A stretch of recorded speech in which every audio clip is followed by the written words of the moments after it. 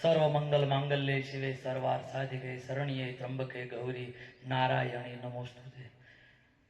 बोलिए श्री शंकर भगवान की, परशुराम भगवान की, गायत्री मात की, बहुचर मात की, पुरुषोत्तम दास बापूनी जय। ओम नमः पार्वते पते हर हर महादेव हर। સ્વજનનું સંભારણું, પુસ્તક વિમોચન તેમજ તિથિ ભોજન, દાતાઓની સન્માન,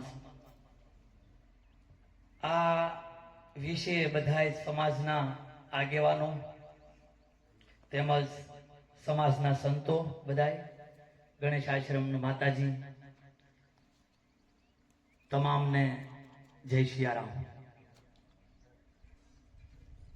ખરેખર તો મારી વેદના કહું કે સમાજમાં પહેલો મુદ્દો તો ઈ મૂકજો કે વ્યસનથી દૂર રહે, બસ એટલે બધું જ ઓટોમેટિક રેડી થતું જશે। વ્યસનથી દૂર રહે થોડા, એવો જ્યારે કમિટી બધી બેસે ત્યારે થોડું યુવાનો બધા ભેગા થાય હરેશભાઈની, ત્યારે થોડો આ મુદ્દાને ઉપાડજો કે વ્યસનથી દૂર રહેવું।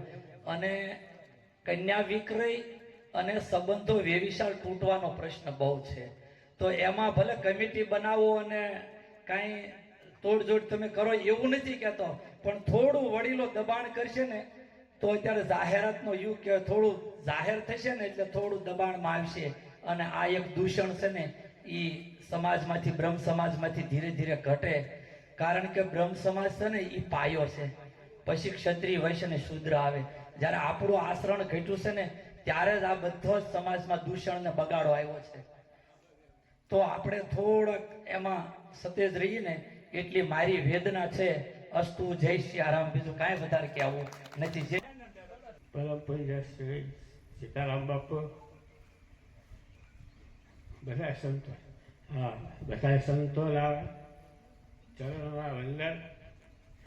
આપ સૌ જ્ઞાતિબંધોના ચરણોમાં પણ વંદન। બોલવાની બહુ કેવલે હું મારી ભાષામાં દેશી રીતે બોલી જાઉં। હમણાં અમારા મંત્રી સાહેબે જૂની વાત કરી, એટલે હું જૂની વાત એક કરી દઉં, બરોબર ને? કે ભાઈ સીતારામ બાપુને લઈ આવતા અને ગામડાના રોડ હારા લોતા અને બાપુ આવતા અને બધું કરતા। હવે 35 વર્ષ પહેલાંની વાત છે એટલે થોડીક ભૂલાઈ ગઈ હોય। હું જગદીશભાઈ, મહેન્દ્રભાઈ, રવિભાઈ, ગૌરીશંકર, રઘુનાથભાઈ, અમારે આ બધા શનિવારે નીકળે પડીએ, એટલે આખરી શનિવારની રાત, પછી આખો રવિવાર, અને રવિવારે રાત્રે કાલે ઘરે પહોંચીએ, કાંઈ નક્કી નહીં, પણ ખાવાનું કોઈ પૂછે નહીં।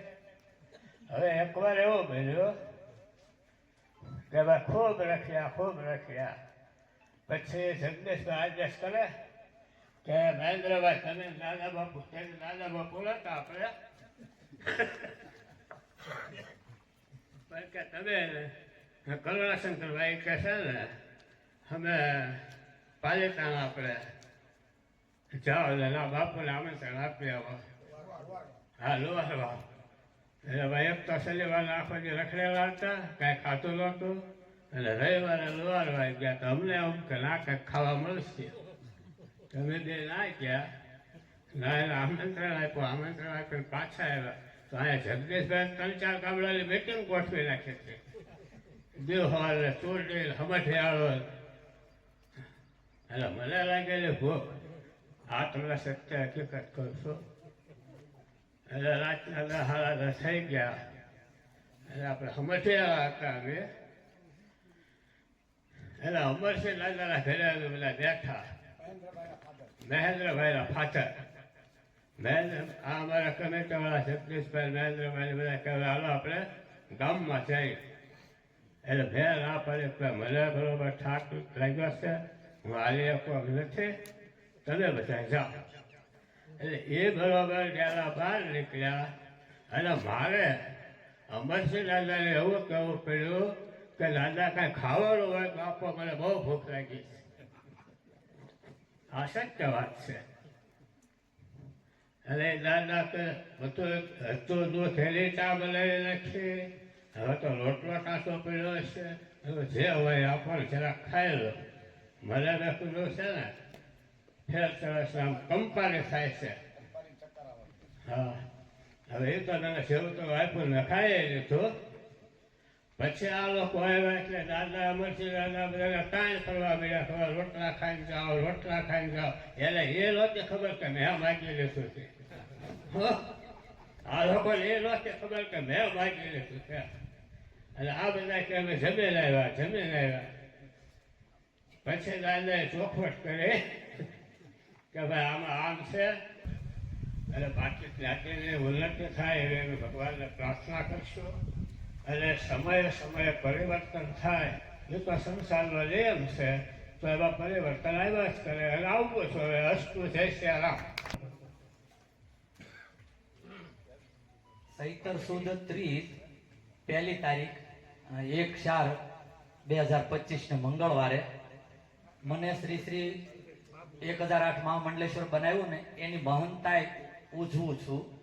તો ભાવનગર જિલ્લાના તમામ મહામંડલેશ્વરો, ગુજરાતમાંથી અમુક મહામંડલેશ્વરો, દેહાણની જગ્યાના મહામંડલેશ્વરો તેમજ સમાજના બધા સાધુ સંતો, તે દિવસે 10 વાગ્યે સાધુ સંતોનું આગમન થશે અને 10:30 ધર્મસભા શરૂ થશે.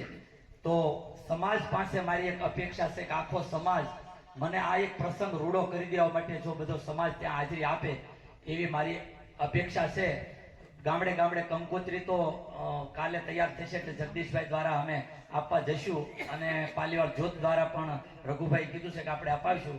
તો બધાય સાથ અને સહકાર એક તમારા સમાજમાંથી એક એવા વ્યક્તિને મહામંડલેશ્વર સુધી પહોંચાડ્યો છે સાધુ સંતોએ, તો તમારી ફરજ બને, તમારું ગૌરવ કહેવાય, ફરજ બને કે સાથ અને સહકાર સમાજ આપે અને બધાય 1 તારીખે હાજરી આપે એવી મારી એક વિનંતી છે.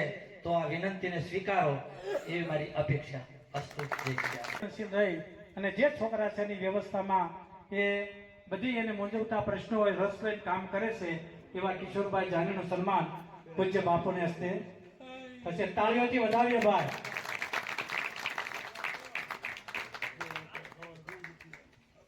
હવે આપણે અંતર થઈએ કારણ કે જૂની બાપુ ઇનવલ છે. બધે બાપુને આપણે જ્યારે કીધું ત્યારે બાપુ એ સતત એના પ્રયત્નો કર્યા છે.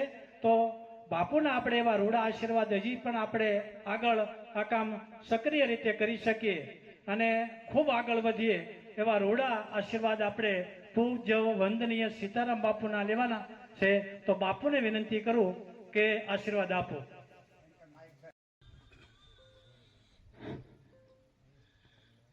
गौरी सुताय गणनाथ नमो नमस्ते वंदे त्वां परमेश्वरीं भगवती बुद्धि प्रदाम शारदां श्रीरामचंद्रं शरणं प्रपद्ये श्रीरामदूतं शरणं प्रपद्ये भावातीतं त्रिगुणरहितं सद्गुरुं तं नमामि नमामि. श्रीराम जय राम जय जय राम.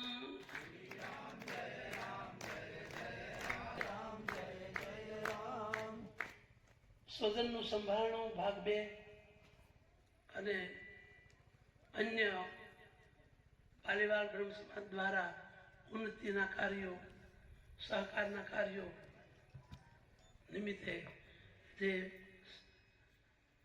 ભાઈ બહેનોનું સન્માન એ કાર્યક્રમ યોજાયો છે એમાં ઉપસ્થિત આદરણીય ભગવાનદાસ બાપુ, વિશાલ બાપુ, કુણાશંકર દાદા, મેં થોડુંક હળવું કરવા જ મૂળ ઊભા કર્યા હતા. આનંદ આવે એની ભાષામાં બોલે એટલે આપણે બધા આમ શોકમાં બેઠા હતા એટલે બધા થોડું હળવું કરે. દયારામ બાપુ, મહેશ્વરાનંદ બાપુ, આસમાનંદ બાપુ, આદરણીય પ્રમુખ શ્રી મહેન્દ્રભાઈ, મુખી દાદા, આ બાજુ રાજનભાઈ, જીતુભાઈ, ભીમજીભાઈ, ટીમાણા સરપંચ શ્રી જગદીશભાઈ, આદરણીય હંસાબેન પધાર્યા છે. ઈલાબેનને સૌ નામ લેવા બેસી તો પણ સમયની આપણે હવે મર્યાદા કરે તો સૌ ભાઈઓ બહેનો વાતો ઘણી થઈ. સ્વજનનું સંભાળણું ભાગ 2